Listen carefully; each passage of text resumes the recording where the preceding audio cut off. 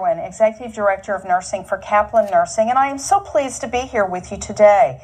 The topic that we're going to be talking about is safety and infection control.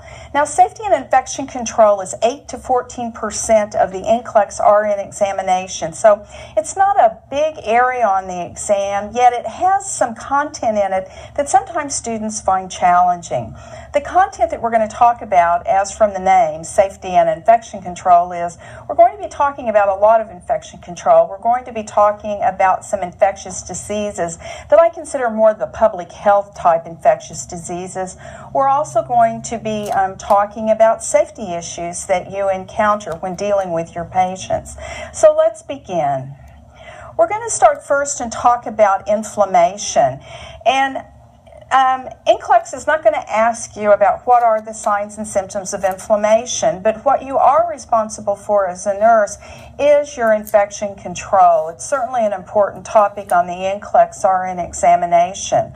So let's talk first about what type of indications you'll see if a client has an infectious process. Well, first of all, you're going to see inflammation. And inflammation includes swelling, heat, redness, pain and tenderness of the site, or perhaps the client may have some drainage. Those are your localized indications. Your systemic indications include an elevated temperature, fever, malaise, weakness. The client may have lymph node enlargement.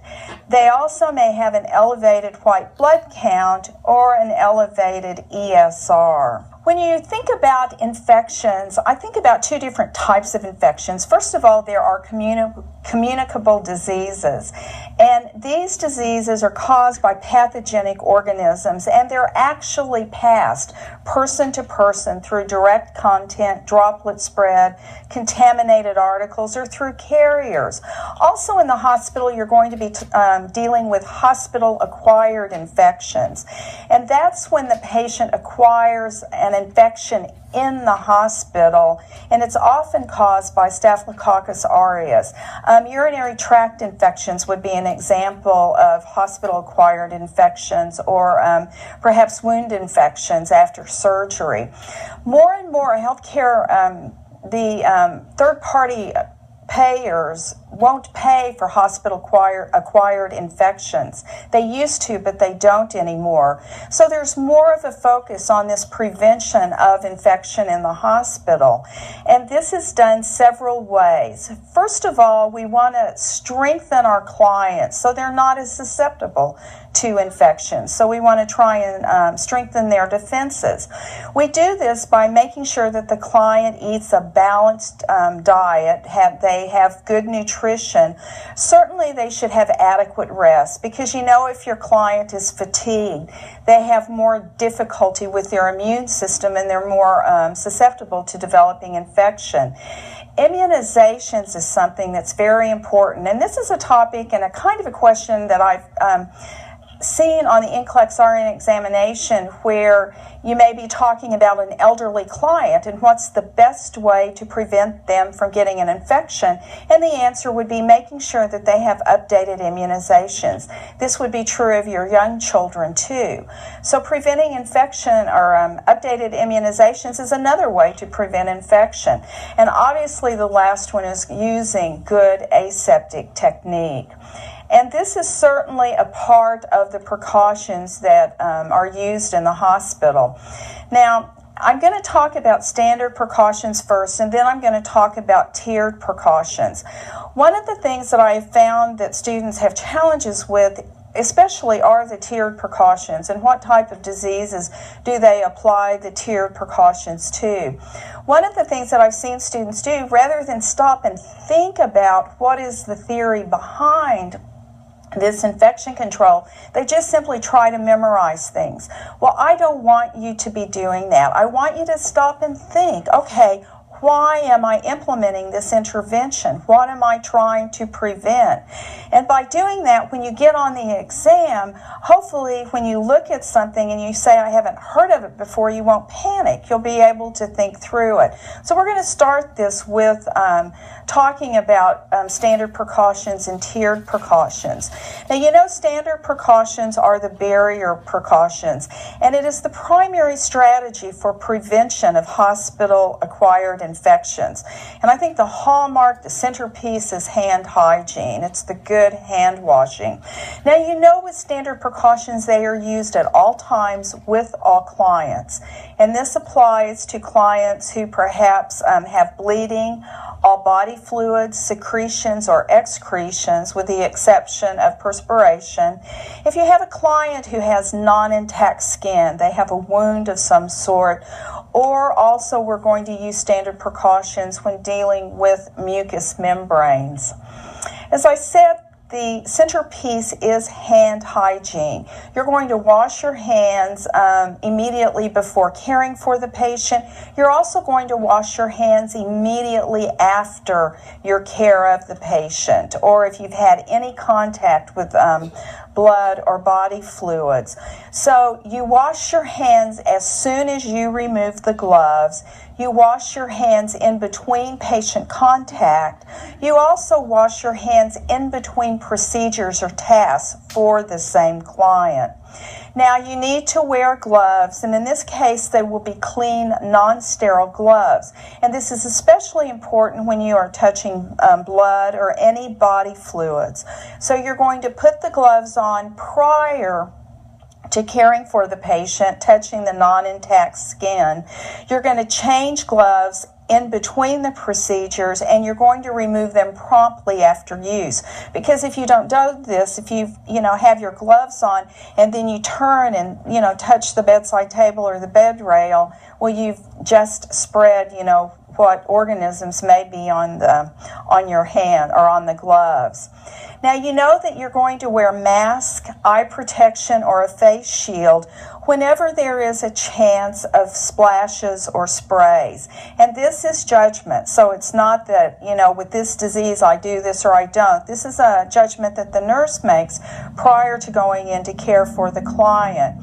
You also wear gowns if you think there's a chance that your clothing is going to become soiled.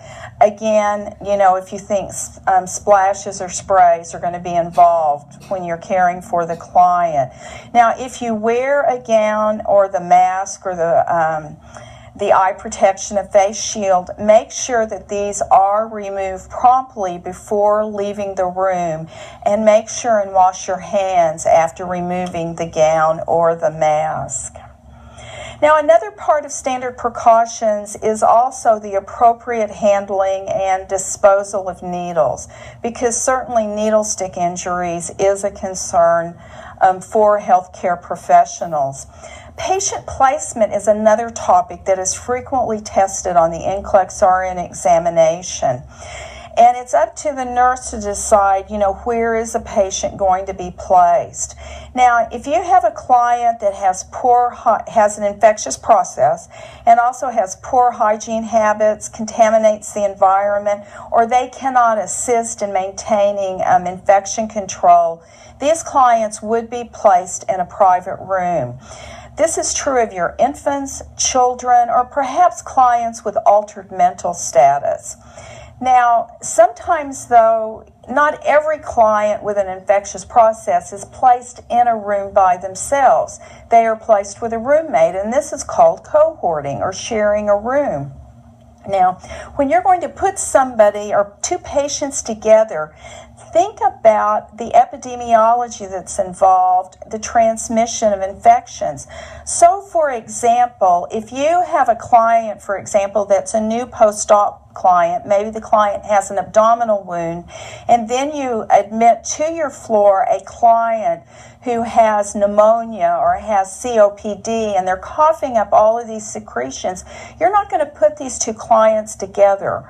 because you've got, in essence, what I consider or I think about a clean client versus a client who is a dirty client. So think about that when you are cohorting your clients. Another aspect of standard precautions that I know is tested on the NCLEX RN examination and the NCLEX PN examination is transporting clients. It's important that you use barrier, mask, or impervious dressings on the client who is being transported. So if you have to transport a client, for example, with some sort of a pneumonia, then you put a mask on them. If they have some sort of an abdominal wound that's draining, make sure and put a dressing on it. It's important that prior to transporting the client that you notify the department to which you are going and let them know that the client is coming, they have this infectious process, and these kinds of whatever kind of appropriate precautions are required. It's also important that you inform your patient of ways to assist in the prevention of transmission of disease. Teach your patient how to cough with their mouth covered, how to dispose of tissues appropriately. Now, all of this is a part of standard precautions. Now let's talk about the transmission-based precautions or the Tier 2 precautions. Now, these precautions are used in addition to the standard precautions, so it's not instead of, but these are additional precautions. The first is the airborne precautions. Now, if you have a client with airborne precautions, and we have examples on the slide of diseases such as rubiola, tuberculosis, or varicella, you know that these clients are going to be placed in a private room with monitored negative air pressure. This client's door is going to be closed all the time. It's one of the ways, as I'm reading test questions, I think about the difference between airborne precautions and droplet precautions. If the door is closed, I'm dealing with airborne precautions. Healthcare workers wear a mask or respiratory protective device, and they wear this before they go into, or put it on before they go into the client's room. One thing to keep in mind, some diseases will have more than one type of Tier 2 precautions. Varicella is an example. If you have a child in the hospital with chickenpox, not only are they going to have airborne precautions, but because of the lesions, they may also have contact precautions. So again, don't get frustrated if you read through these things and then you start answering questions and you want varicella to always have airborne precautions, and now they're talking about contact precautions. You've got to look at the situation, read about it. What may be standard precautions in adults may require contact or droplet precautions in children because they can't help maintain the infection control. Now, another type of transmission-based precaution are the droplet precautions. And these are specifically for droplets larger than 5 micrograms. And when I'm looking at the differences in the care of the client, one of the things I think about with droplet versus airborne is the door open or not? Because with droplet precautions, the door can remain open.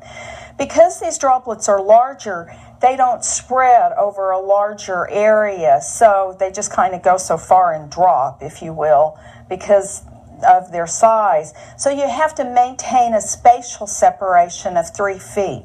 So you have to teach your clients, visitors, that they need to maintain this spatial separation.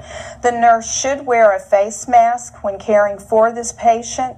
If your patient is transported outside of the room, then they will also have a mask placed on them. An example of clients who receive utilize droplet precautions are pneumonia or meningococcal meningitis. And again, not all pneumonias. It depends on what the organism is. The last tier-based precaution or transmission-based precaution are the contact precautions.